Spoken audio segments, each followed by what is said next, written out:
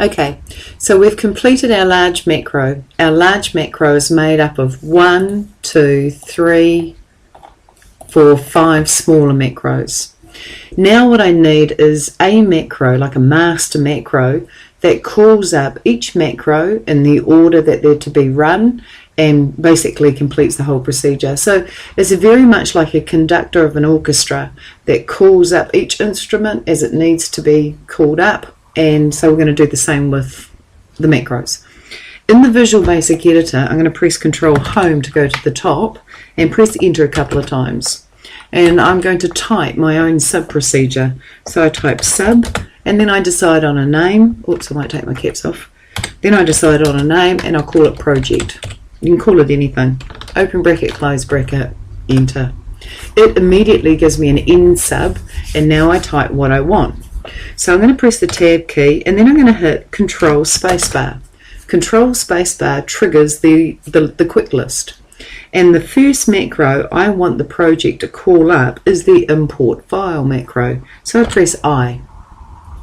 When I press I can see here's my import file macro. So I double click that or press tab. I'll press enter, and now I'll hit Control Spacebar again. After I've run the import file macro, I want to run the fill labels macro. So I press F, and then I double click fill labels and enter. After that macro is run, I want to run the add dates macro. So I go Control Spacebar and press A and D, and then I'll double click add dates, and that's the third macro that'll run. Under that, I'll press Control Spacebar, and under add dates, I want to run the append database. So I'll go AP and double click append database. And lastly, enter, Control Spacebar, I want to run the delete sheet macro. So I'll press D and E, and there's my delete sheet macro. So this particular sub-procedure called project is like a conductor.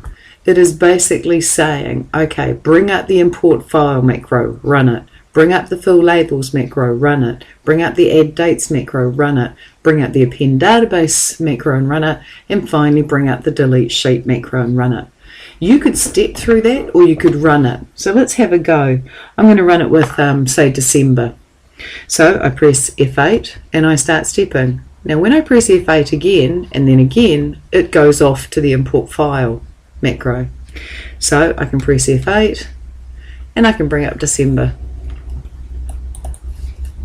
And as I keep going F8, you'll see it stepping through, and when it finishes that sub-procedure, it goes back up to the project, which then tells Excel to run the fill labels macro, and off it goes and runs the fill labels.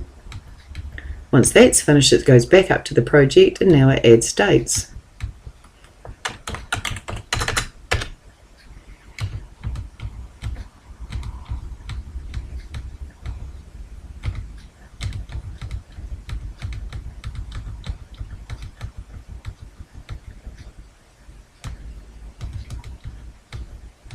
Done.